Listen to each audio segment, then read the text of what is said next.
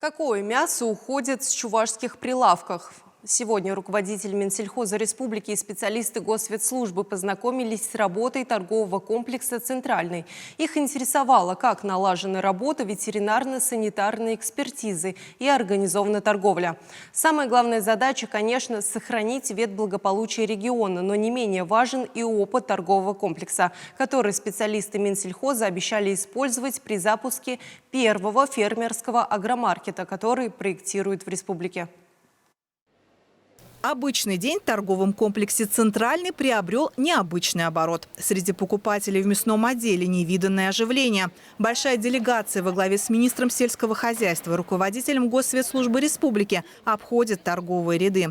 На удивленные взгляды продавцов поспешный ответ – это не проверка. Хотя расспрашивают с пристрастием, откуда мясо и почем, что берут покупатели. Людмила Галкина рассказала, что на рынке торгуют 20 лет. Мясо привозят из Батаревского района. Во время поста обычно всегда хуже мясо идет, но народ мясо покупает. В основном не слишком дорогое мясо. На фарш, на суп. Сейчас шашлычный сезон начинается. Будут покупать на шашлыки, надеюсь. После случаев обнаружения сибирской язвы в Чувашии повышенное внимание к мясу на прилавках закономерно. Со своей стороны торговый комплекс принял ряд профилактических мер. Это мы провели специальную дезинфекцию от сибирской язвы. Значит, врачи у нас в Центральной городской больнице осмотрели в течение нескольких дней всех работников на предмет наличия каких-то язвочек, так сказать, и температуру тела всем замерили. Лаборатория также Центра гигиены и эпидемиологии отбирала здесь смывы. Значит, все у нас чисто. Мясо, тушка вот пришла. Вот читаем, все есть. Экспертиза проведена, да. Вот срезы экспертизы. Да. Клеймо говорит о том, что ветсанэкспертиза в полном объеме прошла. Смотрим свежесть продукции и смотрим, конечно, внутренности. Каждый продукт проходит многоэтапную экспертизу перед тем, как попасть к покупателю. Проверяют качество, сроки реализации, документацию. В среднем с прилавков торгового комплекса ежедневно реализуются 70 туш. Мясо не только из районов, но и из других регионов, например, Татарстана, Воронежской области.